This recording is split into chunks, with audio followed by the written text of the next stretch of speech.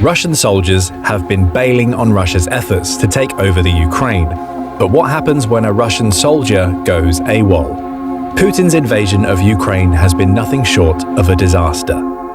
By failing to take the capital Kyiv back in March, his miscalculation became obvious. And as the war moved east and Western weapons reinforced Ukraine's firepower, Russian casualties soared to more than 500 a day. Despite Putin's scorched-earth tactics and mobilization of more than 300,000 Russian conscripts, Ukraine has continued to retake huge chunks of its territory and doesn't look to be stopping soon. Because of this, morale among Russian troops is exceedingly low, according to one recent report from the Institute for the Study of War. At the same time, desertions have skyrocketed since the invasion began in February, with thousands of young Russian men fleeing into countries like Georgia and Turkey, or turning themselves over to Ukrainian troops. But what happens to these deserters? And could this spell disaster for Putin? Russia has a long history of military deserters, in part because of the brutal and inhumane treatment its conscripted soldiers are subjected to. Anytime a military is faced with wartime hardships, poor combat performance, and uncaring leadership, desertion becomes an attractive option. During the disastrous Russo-Japanese War, Russian soldiers aboard the battleship Potemkin famously mutinied in June 1905, inspiring a film of the same name. And after the terrible conditions of the First World War, desertions from the Imperial Russian Army were massive, helping bring about the Russian Civil War and Revolution.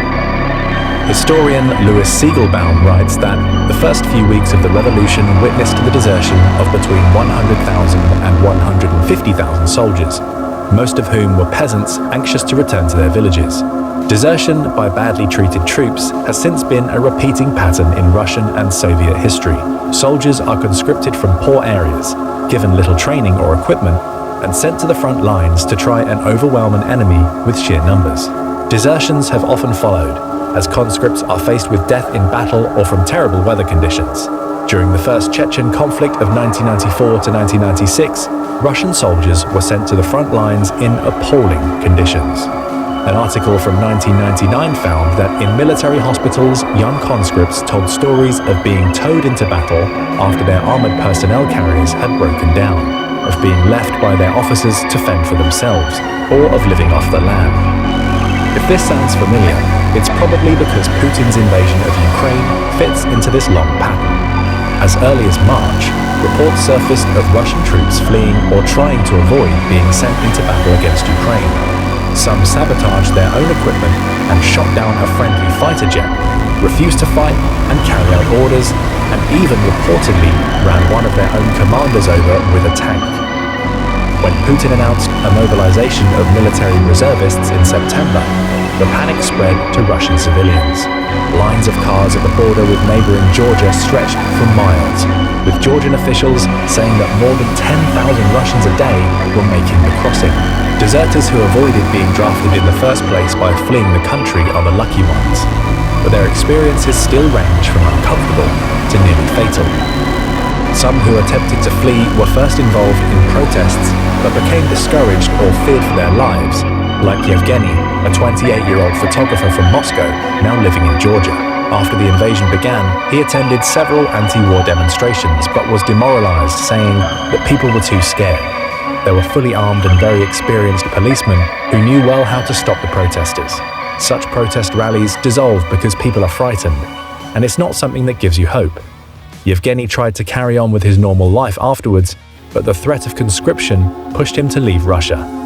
Alexander, another man interviewed from the marginalized region of Tatarstan, sold everything he owned to pay for the journey to Georgia. He told CBC that it's not possible to stay and fight against our regime. If you have anything negative to say, they will simply arrest you and put you in jail. Desertion charges can result in more than 10 years of prison time, which in Russia also means routine abuse, inhumane treatment, and over 15 hours a day of hard labor. Faced with these possibilities, many have done anything necessary to escape, including risking a situation at the border some call hellish. One young man named Ivan described police checkpoints allegedly set up without any approval from higher authorities cluttered the road, manned by officers looking for bribes. But even after paying 2 bribes, he remained stuck in the line, tormented by hunger and fatigue, finally convincing an Armenian couple to drive him across just before it was closed. To avoid recruitment officers at the border, another young Russian named Volodya carried his suitcase 10 miles to another crossing through the mountains on a rainy night and was able to cross on foot. Those with more means have fled to cities like Istanbul, where plane tickets have soared in price and neighborhoods have filled with Russian cafes. In many of the places deserters have fled, there is also tension with locals. Some Georgians have claimed that the Russian exiles hold colonial attitudes, or that there were those who have fled while still supporting Putin. As one woman in Tbilisi put it, "We see people coming into Georgia who are against the Russian government. The problem is that it's not only these people coming. There are Russian people who support Putin and his regime, but they don't want to sacrifice themselves. But because of the horror awaiting them on the battlefield, even many who call themselves Russian patriots have avoided joining the invasion." What happens to those who do? For Russians who are sent to war, desertion becomes much more dangerous. While Ukrainian President Volodymyr Zelensky has urged Russians to surrender and said they will be treated in a civilized manner, much of the danger comes from their own country. Russian conscripts have said that they felt duped or threatened into fighting. In one video, Ukrainian soldiers interrogate a Russian officer and ask what message he wants to send to those back at home. Frankly speaking, they tricked us. Everything we were told was a fake. I would tell my guys to leave Ukrainian territory. We've got families and children. I think 90% of us would agree to go home. But despite feelings like this, attempts at battlefield desertion often mean death, especially for conscripts. Recent reports from the UK Defence Ministry found that Russia has started using so-called barrier troops or blocking units. These are troops stationed behind the new conscripts, whose job it is to shoot any who turn and flee, making attack the only option. According to the report, Russian generals have ordered their officers to hold positions to the death. Ukrainian intelligence recently released an intercepted phone call between one soldier and his wife, where he tells her, "That's how we have it set up. We sit on the second line, guarding the first. Behind us, there's another line. If you go that way, you also won't make it. So it's impossible to run away. They shoot their own." Officers face the same threats. One reporter on Telegram found that Russian Colonel General Alexander Lapin had personally pulled out a pistol and held it to the head of a commander overseeing drafted troops who'd retreated in Luhansk, threatening to shoot if the unit did not return to the front line.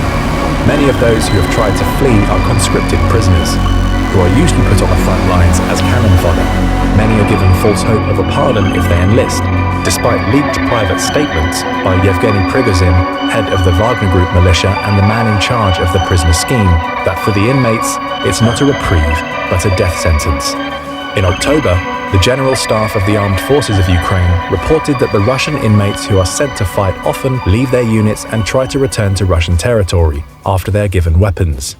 At the end of December, the dead bodies of over 20 Russian soldiers, most of whom were previous convicts, were discovered in Donetsk. Some of the deserting soldiers have escaped, however, like 27-year-old Nikita Chibrin from Siberia, who was given manual labor duties after he criticized the war to a superior. He managed to flee in a vehicle for food supplies and eventually made his way to Spain, where he is now seeking asylum. What about the people who are left behind in Russia by deserters? Many of the thousands of men who have fled the country or died trying have been forced to leave their wives and families to avoid conscription.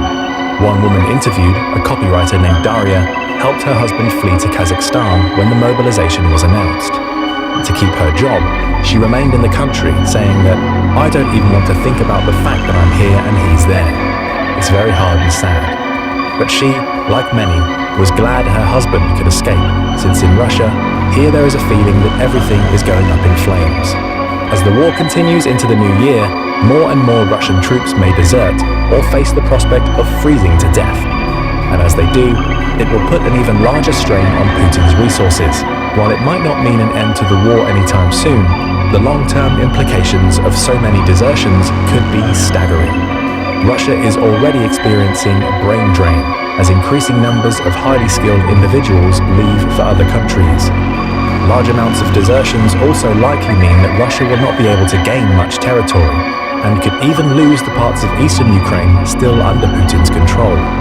Mass desertions have toppled Russian governments in the past, and it remains possible that enough of them could force even a leader as ruthless as Putin to end this war. Whatever happens, the status of Russian deserters will likely remain contentious. Even so, those who see no other option will continue to flee, believing that, as one man put it, inaction now would mean probable death later. But what do you think? Will Russian soldiers continue to abandon Putin's invasion of Ukraine, and could it potentially be fatal to the outcome of the Russia-Ukraine war? Let us know in the comments, and don't forget to subscribe for more military analysis from military experts.